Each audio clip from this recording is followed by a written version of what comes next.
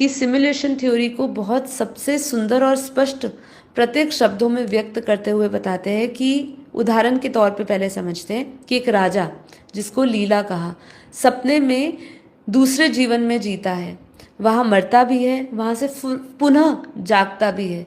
इसकी हमने कहानी ली थी। ये राजा जो लीला की बता रहे हैं ना, इसकी हमने कहानी ली थी। हमने योग वशिष्ठ का प्लेलिस्ट में जाइएगा, वहाँ पे इसकी कहानी मिलेगी आपको। तो एक राजा था जो सपने में दूसरे जीवन में जीता है, मरता भी है और फिर पुनः जागता भी है।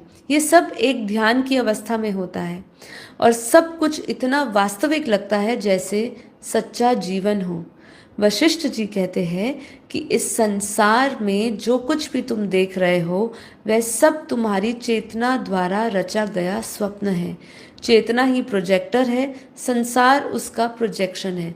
यहीं पर ही दृश्य और दर्शन को भी हम समझ जाते हैं इसी भाषा से। ये बिल्कुल आधुनिक थ्योरी है जो समझाती है कि आत्मा एक प्लेयर है, मन प्रोग्राम है और माया सॉफ्टवेयर एनवायरनमेंट है, चेतना सीपीयू है और सृष्टि उसको प्रोजेक्शन है उसका।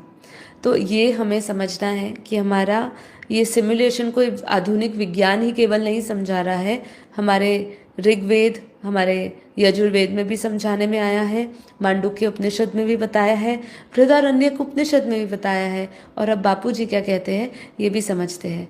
तो बापू जी कहते हैं कि यह भौतिक ब्रह्मांड एक लो फ्रीक्वेंसी डायमेंशन है, सबसे लोएस्ट यूनिट में हम फंसे हुए हैं।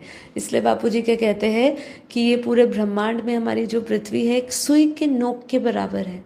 सुई की नोक आप सोचिए कितना छोटा है, केंद्र कितना छोटा है। ये जिस केंद्र में हम बैठे हैं वो एक सुई के नोक के बराबर है। इसकी इस रियलिटी को अनुभव करना कितना ज़रूरी है। इसलिए बार बार एक ही लाइन को हम योग में भी दोहराते हैं कि जगत मिथ्या समझिए। इसके वास्तविक स्वरूप को जितना अनुभव करेंगे संसार, उतना ही संसार से आप मुक्त होंगे।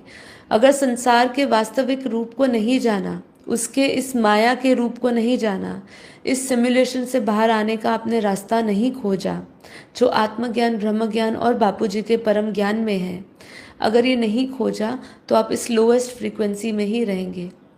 ये जो है लो फ्रीक्वेंसी डायमेंशन है। इससे नीचे भी अतल वितल सुतल सारे पाताल लोग पड़े हुए हैं। आप उस और लोएस्ट डायमेंशन में जा सकते हैं। अपनी आत्मा का कल्याण करना आपके हाथ में है, आपकी फ्री विल है, इसको इस्तेमाल करिए।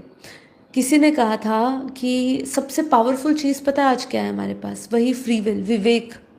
विवेक बुद्धि से ही, बुद्धि में बुद्धि क्या करनी है?